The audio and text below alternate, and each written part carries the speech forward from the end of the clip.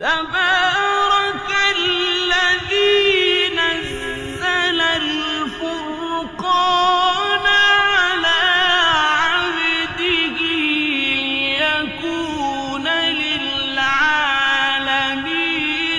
نذيرا. السلام علیکم ورحمۃ اللہ وبرکاتہ. الحمد للہ وکفی وسلام علی عباده الذین اصطفی، اما بعد.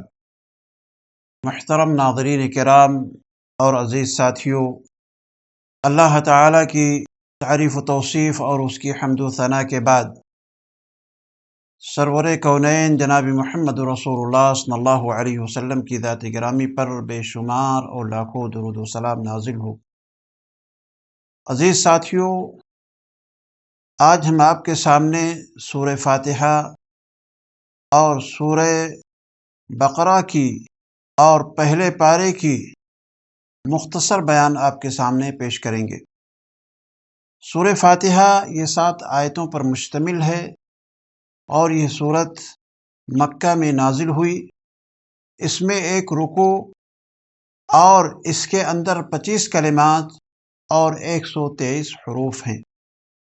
اس سورت کے بہت سارے نام ہیں اور ہر نام اپنے ایک معنی پر دلالت کرتا ہے. چنانچہ اس کا ایک نام فاتحۃ الکتاب رکھا گیا ہے کیونکہ اسی سے قرآن مجید کی ابتدا ہوتی ہے. اسے الرقیہ کہا جاتا ہے کیونکہ اس کے ذریعے مریض پر دم کیا جاتا ہے. اسے ام القرآن کہا جاتا ہے کیونکہ پورا قرآن انہی معانی کے ارد گرد گھوم رہا ہوتا ہے جو اس کے اندر بیان ہوئے ہیں.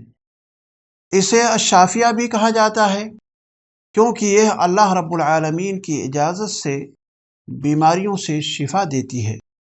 اسے السبع المثانی بھی کہا جاتا ہے کیونکہ اس میں 7 آیات موجود ہیں اور نماز کی ہر رکعت میں یہ صورت بار بار پڑھی جاتی ہے. سورہ فاتحہ حقیقت میں قرآن مجید کا مقدمہ ہے جس میں قرآن مجید کے تمام مضامین، توحید، احکام، جزا وغیرہ کو اختصار کے ساتھ بیان کیا گیا ہے. اور اس سے بھی درست بات یہ ہے کہ سورہ فاتحہ بندے کی طرف سے اللہ رب العالمین کے حضور میں دعا ہے جس میں انسان اپنے رب کے حضور عرض کرتا ہے اہدنا الصراط المستقیم صراط الذین انعمت علیہم. سیدنا ابو ہریرہ رضی اللہ تعالی عنہ سے مروی ہو بیان کرتے ہیں کہ پیارے حبیب جناب محمد رسول اللہ صلی اللہ علیہ وسلم نے ارشاد فرمایا کہ اللہ تعالی فرماتا ہے کہ میں نے نماز کو اپنے بندے کے درمیان آدھا آدھا تقسیم کر دیا ہے.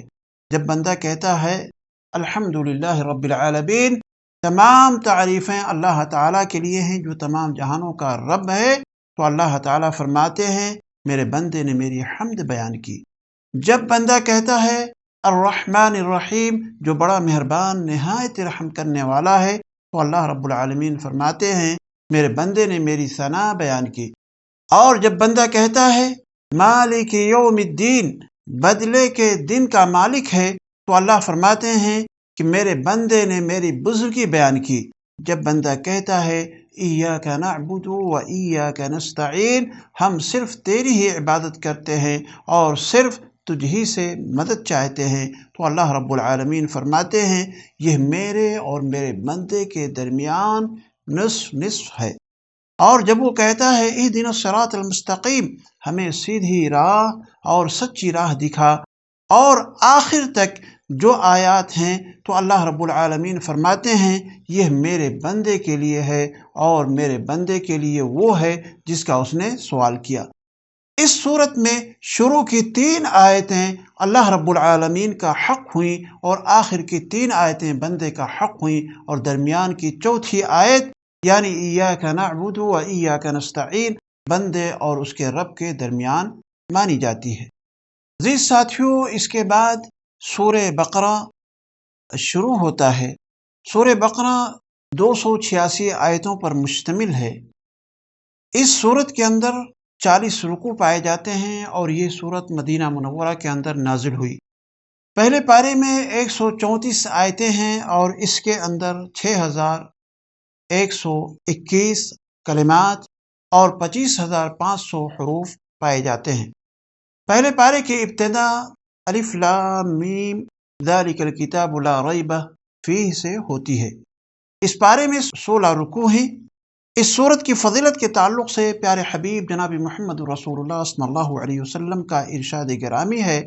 آپ نے ارشاد فرمایا کہ ان الشیطان ینفر من البیت الذی تقرأ فیہ سورۃ البقرہ، یعنی شیطان اس گھر سے بھاگتا ہے جس گھر کے اندر سورہ بقرہ کی تلاوت کی جاتی ہے۔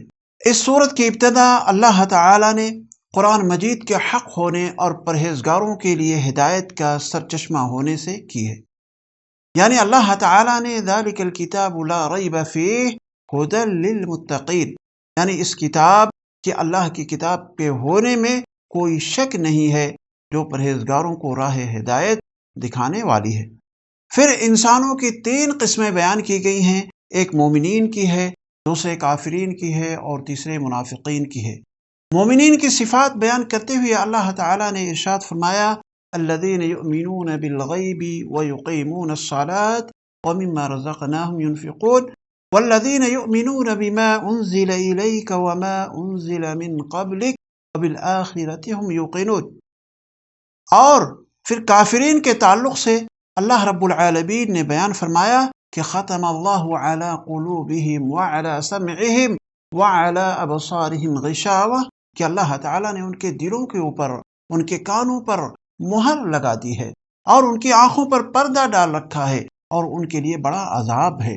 اور منافقین کے تعلق سے اللہ تعالیٰ نے ارشاد فرمایا کہ وَمِنَ النَّاسِ مَن يَقُولُ آمَنَّا بِاللَّهِ وَبِالْيَوْمِ الْآخِرِ وَمَا هُمْ بِمُؤْمِنِينَ يُخَادِعُونَ اللَّهَ وَالَّذِينَ آمَنُوا وَمَا يَخْدَعُونَ إِلَّا أَنفُسَهُمْ وَمَا يَشْعُرُونَ، یعنی بعض لوگ کہتے ہیں کہ ہم اللہ رب العالمین پر اور قیامت کے دن پر ایمان رکھتے ہیں، لیکن حقیقت میں وہ ایمان والے نہیں ہیں، وہ اللہ رب العالمین کو اور ایمان والوں کو دھوکہ دیتے ہیں، لیکن دراصل وہ خود کو دھوکہ دے رہے ہیں مگر وہ سمجھتے نہیں۔ اس کے بعد اللہ تعالیٰ نے آگے چل کر کے تمام انسانوں کو مخاطب کر کے اپنی عبادت کرنے کا حکم دیا ہے، جو انسان کی پیدائش کا مقصد ہے۔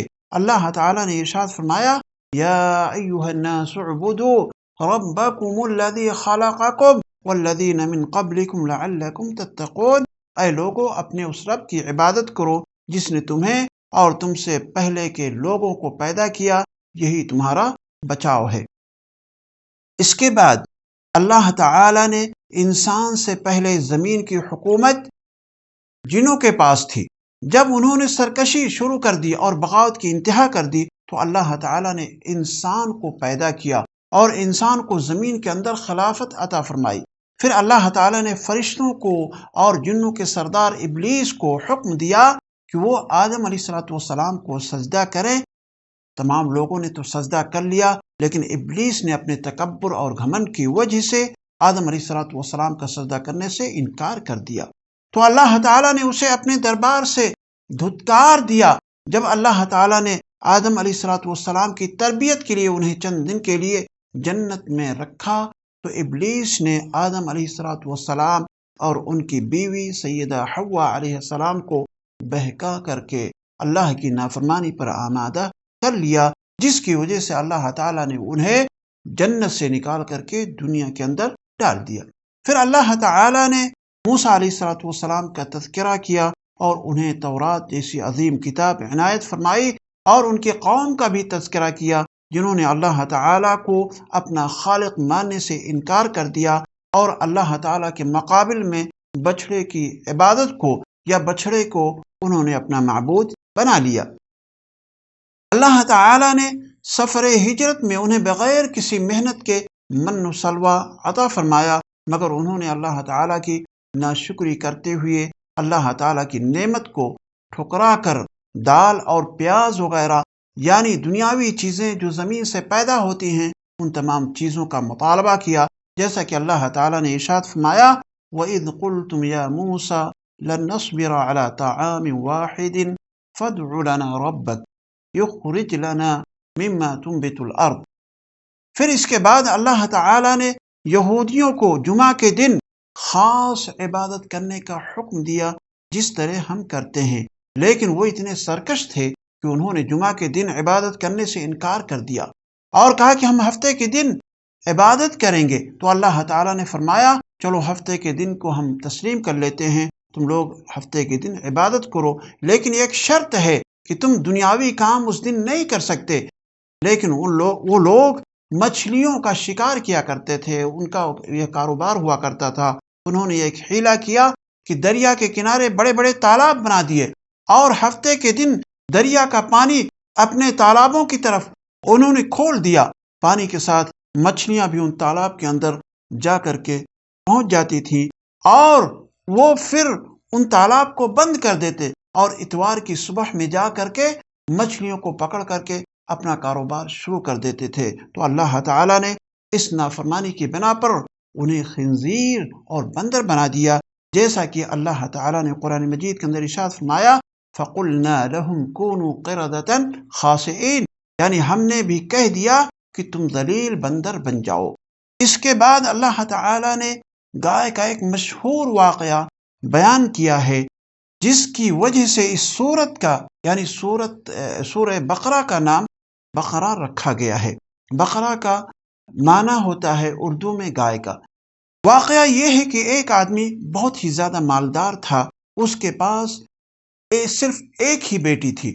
اس کے نوجوان بھتیجے نے چاہا کہ ہم کیوں نہ اپنے چچا کا قتل کر دیں اور اس طریقے سے ہم اس بچی سے شادی کر کے اور پوری دولت کا ہم خود مالک ہی کیوں نہ ہو جائیں۔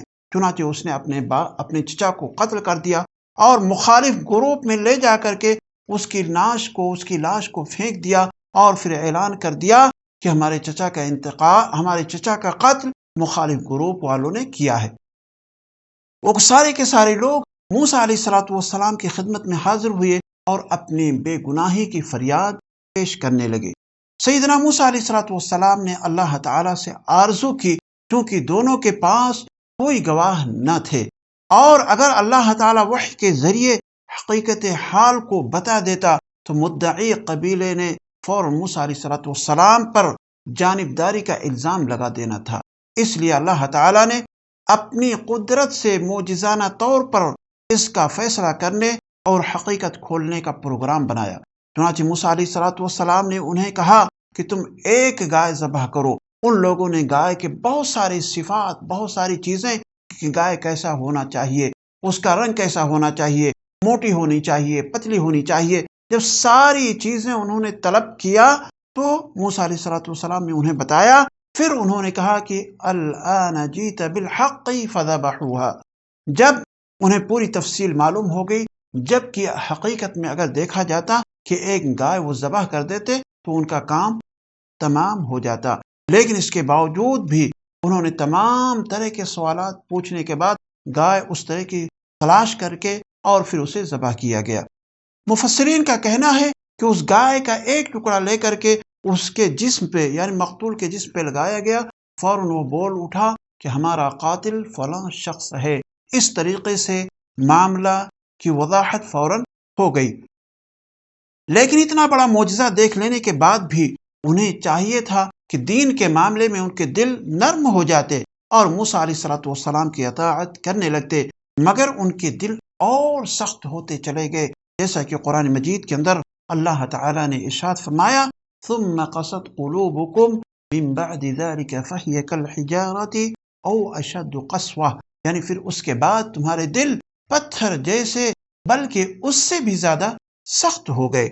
اس کے بعد اللہ تعالیٰ نے یہودیوں کے بہت سارے غلط عقائد اور قبیح کاموں کا تذکرہ کیا ہے اور ان کے لیے ویل بتایا ہے، کیونکہ وہ لوگ اپنے ہاتھوں سے لکھ کر کے چیزوں کو اللہ تعالیٰ کی طرف منسوب کرتے تھے، جیسا کہ اللہ تعالیٰ نے قرآن مجید کے اندر ارشاد فرمایا فَوَيْلٌ لِّلَّذِينَ يَكْتُبُونَ الْكِتَابَ بِأَيْدِيهِمْ ثُمَّ يَقُولُونَ هَذَا مِنْ عِنْدِ اللَّهِ۔ اس کے بعد یہ بیان کیا گیا ہے کہ بنی اسرائیل میں نسلی تعصب اس قدر ہے، وہ کہتے تھے کہ دین موسوی کو وہی مان سکتا ہے جو ہماری نسل سے ہوگا، اور ہم ہی اللہ تعالیٰ کے نزدیک سب سے محبوب ہیں اور ہم جہنم میں نہیں جائیں گے، جیسا کہ اللہ تعالیٰ نے قرآن مجید کے اندر ارشاد فرمایا وَقَالُوا لَن يَدْخُلَ الْجَنَّةَ إِلَّا مَنْ كَانَ هُودًا أَوْ نَصَارَىٰ، اور یہ کہتے ہیں کہ جنت میں یہود و نصارہ کے سوا اور کوئی نہیں جائے گا۔ اس پارے کے آخر میں اللہ تعالیٰ نے سیدنا ابراہیم علیہ السلام اور سیدنا اسماعیل علیہ السلام کی خدمات کا بھی تذکرہ کیا گیا ہے، اور خانہ کعبہ کی تعمیر کا بھی تذکرہ فرمایا ہے، جیسا کہ اللہ نے ارشاد فرمایا کہ وَإِذْ يَرْفَعُ إِبْرَاهِيمُ الْقَوَاعِدَ مِنَ الْبَيْتِ وَإِسْمَاعِيلُ رَبَّنَا تَقَبَّلْ مِنَّا إِنَّكَ أَنْتَ السَّمِيعُ الْعَلِيمُ۔ ابراہیم علیہ السلام اور اسماعیل علیہ السلام کعبہ کی بنیادیں اور دیواریں اٹھاتے جاتے تھے اور کہتے جا رہے تھے کہ اے ہمارے پروردگار تو ہم سے قبول فرما، تو ہی سننے والا اور جاننے والا ہے۔ اس کے بعد ابراہیم علیہ السلام اور یعقوب علیہ السلام کی وصیت کا بیان آیا ہوا ہے۔ چنانچہ ابراہیم اور یعقوب علیہ السلام نے اپنی اولاد کو یہ وصیت کی کہ اے میرے بچوں، اللہ تعالیٰ نے تمہارے لیے اس دین کو پسند فرمایا ہے، خبردار تم مسلمان ہی ہو کر کے مرنا۔ کیا حضرت یعقوب علیہ السلام کے انتقال کے وقت تم موجود تھے جب انہوں نے اپنی اولاد کو کہا کہ میرے بعد تم کس کی عبادت کرو گے؟ تو سب نے جواب دیا کہ آپ کے معبود کی اور آپ کے آبا و اجداد یعنی ابراہیم علیہ السلام اور اسماعیل علیہ السلام اور اسحاق علیہ السلام کے معبود کی، جو معبود صرف ایک ہی ہے، اور ہم اسی کے فرما بردار رہیں گے۔ اس کا مطلب یہ ہوا کہ دین کی اصل توحید ہے۔ ہمیں اپنی اولادوں کی دینی تربیت کرنی چاہیے اور انہیں توحید پر قائم رہنے کی تلقین کرنی چاہیے۔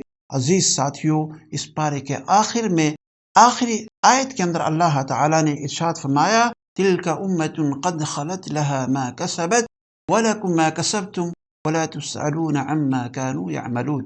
یہ جماعت تو گزر چکی، جو انہوں نے کیا وہ ان کے لیے ہے، اور جو تم کرو گے وہ تمہارے لیے ہے، ان کے اعمال کے بارے میں تم نہیں پوچھے جاؤ گے۔ یعنی ہر شخص کے اس کے ذاتی اعمال کا حساب ہوگا۔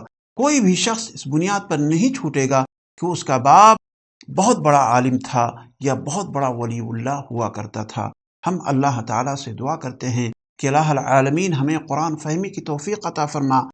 الہ العالمین ہمیں روزانہ قرآن مجید کی کچھ نہ کچھ آیات تلاوت کرنے کی توفیق عطا فرما۔ آمین۔ وآخر دعوانا ان الحمد للہ رب العالمین۔